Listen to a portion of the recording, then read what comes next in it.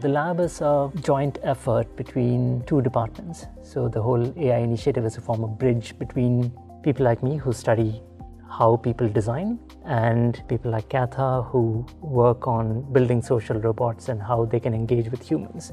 We're working together with people from design and people from computer science. And I believe that only if we're starting to establish a common language and looking beyond, we realize that actually a lot of the work has already been done, and we can profit from the knowledge which has been generated and work so much better together. So I think that's quite unique. By combining these two abilities in a complementary manner, what would design look like if you used these social robots as part of the material? Design methods are constantly evolving based on the materials that are available to us. So if social robots and in general these kind of machine learning toolkits become a part of the material with which you design, then what new design methods can be formed? What brought us together and what really excites us is that we are both interested in how conversations evolve and how can we have an AI support a team, support a group in the interactions they are having. That's in essence what it is about. And there's different aspects which come into play there. So in general, there's what we call sociocognitive processes.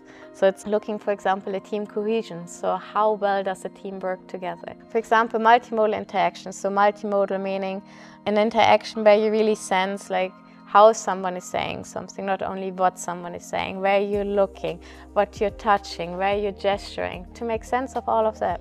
Can we sense it? Using audio, video, all these kinds of information extracted automatically.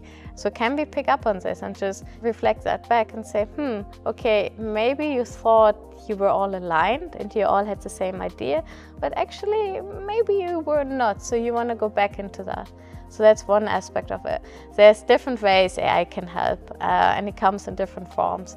For example, we're working a lot with Farhad, and from a scientific aspect, it has a lot of advantages because there is so much control over the facial features. So if you want to investigate like the effect of eye gaze, which I think is super fascinating to look at, right?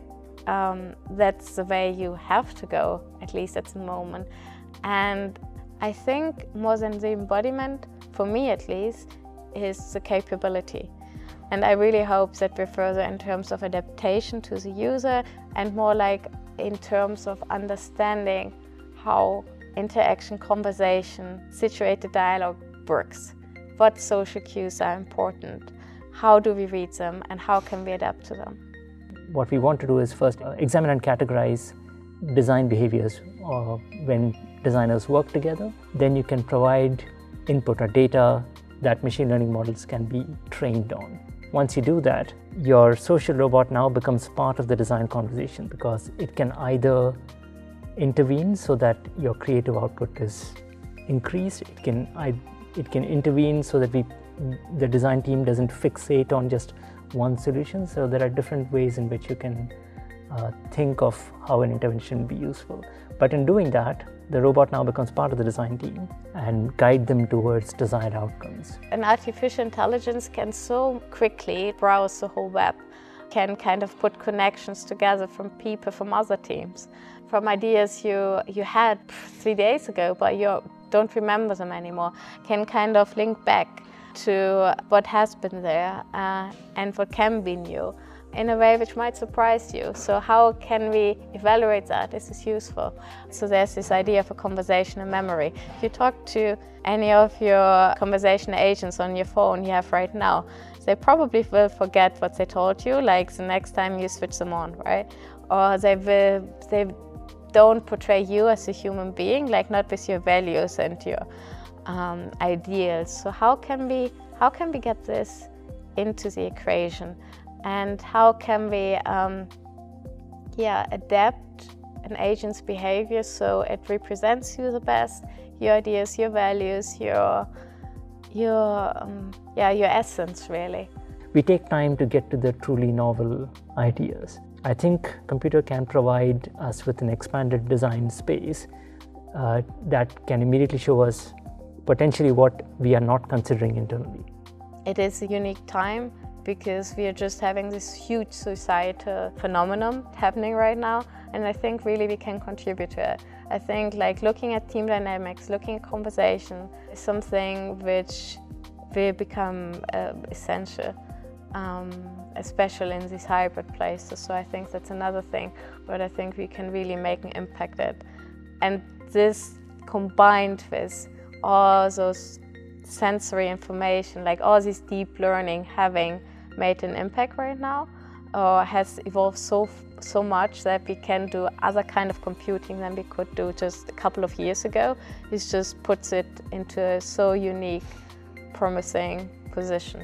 We are in a stage where AI and machine learning, all of these things are all pervasive. Any field you choose, they are finding these applications. But there is so much fear of being replaced by this artificial intelligence. So how can we take that away? And I think like to show that robots are there to supplement you, to give you more space to be what is intrinsically human, right? So to foster your creativity, to give you space to think, to deep think, to have an emotional intelligence and just support that. I think that's still what's crucial, because there will be more artificial intelligence around us all the time, increasingly. But I think it's about how it's being done and how it's done also in a sustainable and responsible way, whereas there's also trust being established. If our motivation is to produce this kind of ethical research, and I think this is a great framework in which to do it.